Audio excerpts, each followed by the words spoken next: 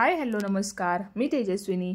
तुम्हा सर्वांचं आपल्या चॅनेलवरती पुन्हा एकदा मनापासून स्वागत आहे. सर्वांना श्री स्वामी समर्थ. आय होप की तुम्ही सगळेजण मस्त आणि मजेत असाल. स्वामी महाराज तुम्हा सर्वांच्या मनातल्या चांगल्या इच्छा पूर्ण करू देत.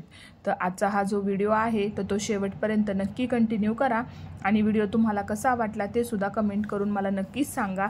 आणि जर व्हिडिओ तुम्हाला आवडला असेल तर चॅनेलला लाईक, शेअर आणि सबस्क्राईब करायला मात्र विसरू नका. तर चला तर मग आजच्या व्हिडिओला सुरुवात करूयात. तर सुंदर दिवसाची सुंदर अशी सुरुवात झालेली होती आणि सकाळपासूनच माझी क्लिनिंगची जी काही कामे असतात ना तर त्याला सुरुवात होते. तर आता इथे पहिल्यांदा काय केलं, स्वयंपाक वगैरे आवरला आणि मग बेडची जी काही क्लिनिंग असते ना तर ती करायला घेतली. तर एक उत्कृष्ट गृहिणी होण्यासाठी आपल्याला आपल्या कुटुंबाची काळजी घेणं, आपल्या घराची स्वच्छता ठेवणं, आपल्या कामांचं व्यवस्थित असं नियोजन करून ठेवणं, या सगळ्या गोष्टी ज्या असतात ना बघा तर त्यांच्याकडे लक्ष द्यावं लागतं.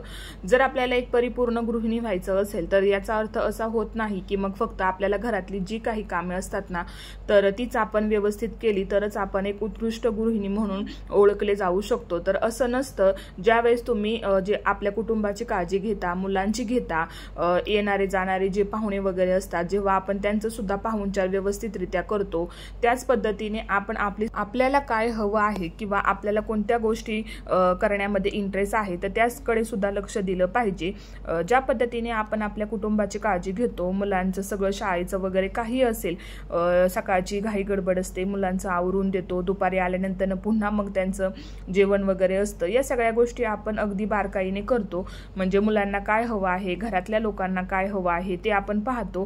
त्याच पद्धतीने बघा, जेव्हा आपण आपली घरातली कामं वगैरे आवरतो ना तर त्यावेळेस मग आपला जो काही छंद असेल ना तर तो आपण जोपासला पाहिजे. म्हणजे घरच्यांबरोबरच आपण आपल्याकडे सुद्धा तितकंच लक्ष देणं गरजेचं असतं. तर तेव्हाच आपण एक उत्कृष्ट गृहिणी म्हणून जे आहे ना तर ते नावारूपाला येतो.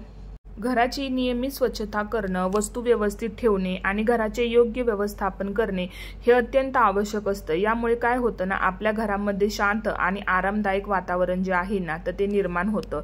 त्याच पद्धतीने आपण आपल्या कुटुंबाची काळजी घेणं सुद्धा तितकंच गरजेचं असतं. कुटुंबातील सदस्यांच्या गरजा आणि त्यांच्या इच्छा पूर्ण करणं, त्यांना प्रेम देणं, आधार देणं आणि त्यांच्यासोबत वेळ घालवणं हे सुद्धा एका गृहिणीचं जे आहे ना तर ते कर्तव्यच असतं. आणि प्रत्येक जण आपलं कर्तव्य जे आहे ना तर ते अगदी व्यवस्थितरित्या जे आहेत ना पार पाडत असतं. त्याच्यानंतर म्हणजे मुलांचं योग्य पालन पोषण करणं, मुलांना योग्य मार्गदर्शन देणं, त्यांना योग्यरित्या शिक्षण दिलं जात आहे की नाही या गोष्टींचं जे आहे ना तर ते आपण व्यवस्थितरित्या जे आहे ना तर ते पाहणी केली पाहिजे. म्हणजे बरेचदा कसं होतं बघा, आता गृहिणी म्हटलं की बऱ्याचशा गृहिणींचं कसं असतं की फक्त घरातल्या कामांपुरतंच त्या मर्यादित असतात. म्हणजे घरामध्ये मुलं कधी कधी बऱ्याचशा लेडीजला बघा माहीत सुद्धा नसतं की मुलांना कोणत्या पॅटर्नचं जे आहे ना तर ते शिक्षण दिलं जातं. आता बऱ्याचशा मुलांचं बघा CBSE पॅटर्न असतं किंवा वेगवेगळ्या पॅटर्नच्या आता मुलांना बघा अभ्यासक्रम जे आहेत ना तर ते आलेले आहेत. तर बऱ्याचशा पालकांना बघा हे माहीत सुद्धा नसतं, म्हणजे गृहिणींना स्पेशली, की आपला मुलगा किंवा आपली मुलगी यांना कोणत्या पॅटर्नचा अभ्यास जो आहे ना तर तो करावा लागत आहे.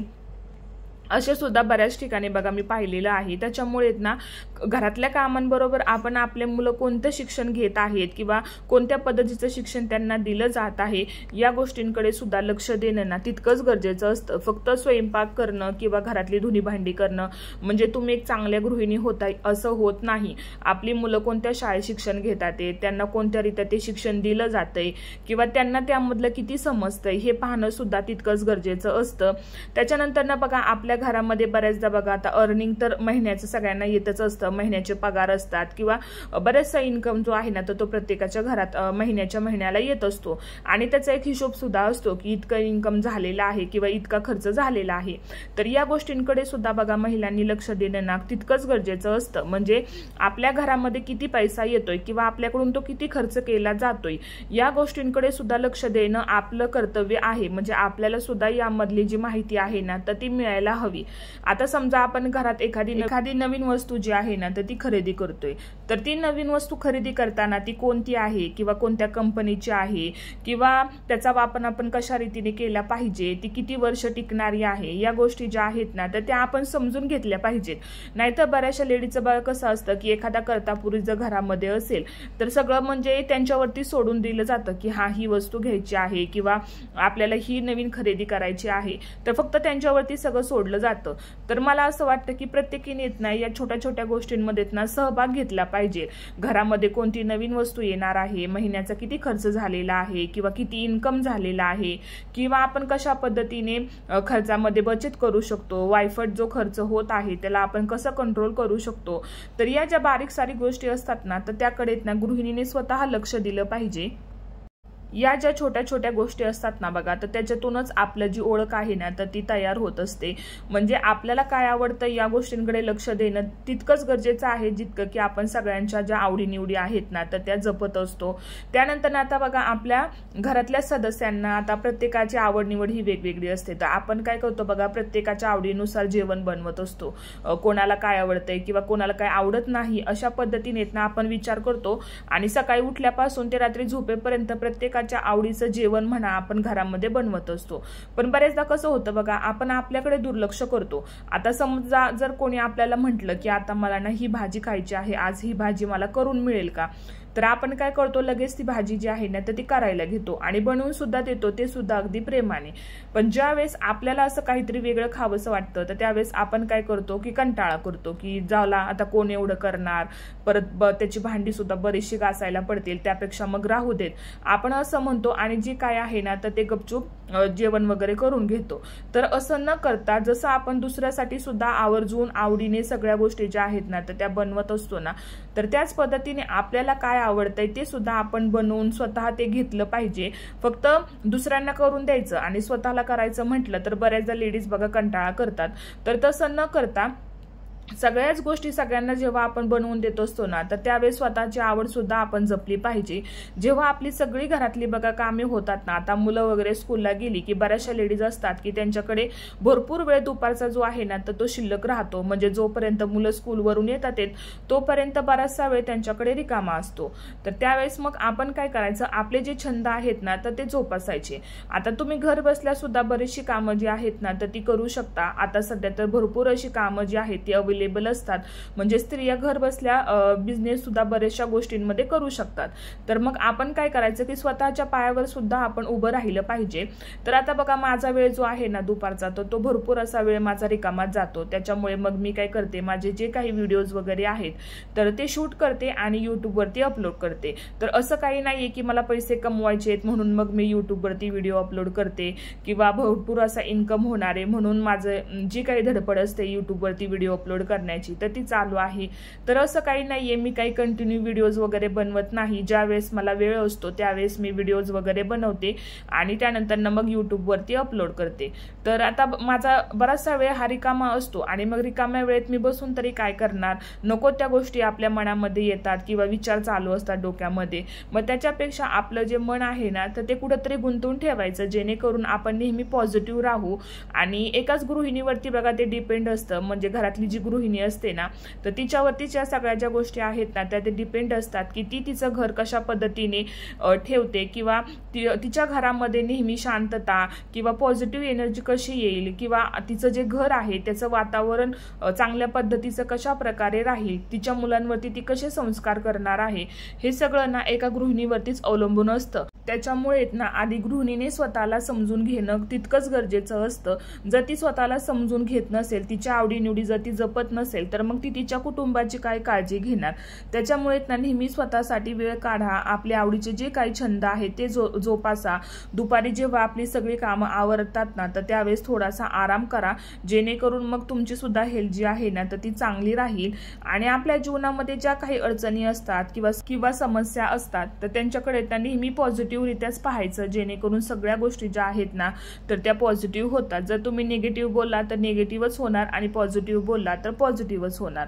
त्याच्यामुळे ना या सगळ्या गोष्टींकडे आहेत ना ते बारकाईने लक्ष द्यायचं आणि सगळ्यात महत्त्वाचं म्हणजे सगळ्यांबरोबर स्वतःची सुद्धा काळजी घ्यायची, जेणेकरून मग एक गृहिणी जी आहे ना तर ती त्याच वेळेस परिपूर्ण बनते. ज्यावेळेस ती सगळ्या घराची काळजी घेताना स्वतःची सुद्धा तितकीच काळजी घेते, त्यावेळेसच ती गृहिणी जी आहे ना तर ती परिपूर्ण होते. आणि असं काही टॅग नसतं की ही खूप काम करतीये की तर ती खूप चांगली गृहिणी आहे, किंवा ही काम करत नाही किंवा सारखीच बाहेर जाते तर ही चांगली गृहिणी नाही, असं काही नसतं. आणि या टॅगला ना जास्त करून मी तर म्हणेल की कोणी मिळू शकत नाही. म्हणजे तुम्ही कितीही काही केलं तरी सुद्धा ना तुमच्याकडून काही ना काहीतरी लोक ही चुका काढणारच. अगदी तुम्ही जीव ओतून जरी काम केलं ना तरी सुद्धा बघा बऱ्याच ठिकाणी मी तर म्हणजे पाहिलेलं सुद्धा आहे की स्त्रिया इतकं काम करतात ना पण तरी सुद्धा बघा त्यांना जे आहे ना ते नावच ठेवलं जातं. म्हणजे असं काही नसतं की तुम्ही सगळं करताय तर तुम्ही खूप चांगल्या गृहिणी बनू शकता किंवा तुम्ही चांगल्या गृहिणी आहात. तुम्ही कितीही केलं तरी सुद्धा तुमच्याकडून एखादी चूक जी आहे ना तर ती काढण्यातच येते. त्यामुळे या भानगडीत पडायचंच नाही की मला कोणी म्हणेल की तू खूप चांगली गृहिणी आहे किंवा मी खूप घरातली कामं करते, मी सगळ्यांचं करते तर सगळे मग मला म्हणतील तू खूप चांगली आहे. अशा भानगडीत जे आहे ना तर ते पडायचंच नाही. आपल्याला काय आवडतंय आणि आपण कशा पद्धतीने आपल्या घराला सांभाळू शकतो या गोष्टींकडे लक्ष द्यायचं. जसं आपण आपल्या घरातल्यांना सांभाळतो त्याच पद्धतीने स्वतःला सुद्धा सांभाळायचं. आणि आपल्या घरातील वातावरण नेहमी चांगल्या पद्धतीचं राहिलं पाहिजे, शांततेचं राहिलं पाहिजे, घरामध्ये नेहमी पॉझिटिव्ह गोष्टी झाल्या पाहिजेत. फक्त ना याच गोष्टींकडे लक्ष द्यायचं. तर चला आता तुमच्याशी बोलता बोलता बघा इथे मी आज ना तूप करायला घेतलेलं होतं. तर आता इथे तूप माझं व्यवस्थित असं बनवून तयार आहे. आणि तूप मी कशा पद्धतीने करते तर याची रेसिपी मी ऑलरेडी शेअर केलेली आहे आणि चॅनेलवरती ती आहे. तुम्हाला जर पाहायचा असेल तर तुम्ही तो व्हिडिओ सुद्धा जाऊन पाहू शकता. तर घरामध्ये ना दुधावरची जी साय असते ना तर ती मी काढून ठेवलेली होती आणि त्याचं तूप बघा मी करायला घेतलेलं होतं. तर जवळजवळ बरंचसं तूप याचं तयार झालेलं होतं. म्हणजे जितकी साय होती ना तर त्याच्या सुद्धा जास्त तूप जे आहे ना तर ते निघालेलं होतं. आणि एक गृहिणी म्हणून आपण बघा किती ठिकाणी पैशांची बचत करत असतो. व्यवस्थित बघा आता हे माझं घरचं जे तूप आहे ना तर ते इथं बनवून तयार झालेलं आहे.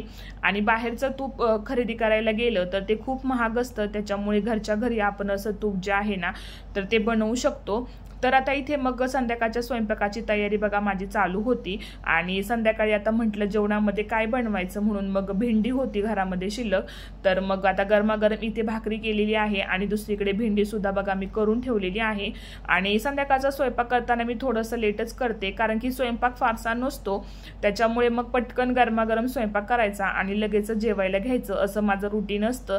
आणि सवय झालेली आहे त्याच्यामुळे स्वयंपाक करायला बघा मला फारसा वेळ सुद्धा लागत नाही. अगदी पटकन माझा स्वयंपाक जो आहे ना तर तो बनवून होतो. त्याच्यामुळे मग मी स्वयंपाकाला थोडंसं लेटच सुरुवात करते, जेणेकरून मग गरम गरम जे जेवण आहे ना तर ते सगळे जेवून घेतात. आणि असं म्हणतात की गरम जेवण जर आपण केलं ना सगळं जर असं व्यवस्थित असेल ना तर ते आपल्या अंगी सुद्धा लागतं. त्याच्यामुळे मग थंड वगैरे होऊन भाज्या वगैरे मी देत नाही कारण की थोडाच वेळ लागतो स्वयंपाकाला. अगदी अर्धा ते पाऊण तासात माझा जो स्वयंपाक आहे ना तर तो रेडी होतो. त्याच्यामुळे मग जेवायच्या आधी अर्धा ते पाऊण तास मी जे आहे ना तर ते स्वयंपाक करायला घेते. तर चला आजचा जो व्हिडिओ आहे तर तो मी इथेच एंड करते. आय होप की आजचा हा जो व्हिडिओ आहे तो तुम्हाला आवडला असेल व्हिडिओ तर चॅनेलला लाईक, शेअर आणि सबस्क्राईब मात्र नक्की करा. तोपर्यंत सर्वांना श्री स्वामी समर्थ.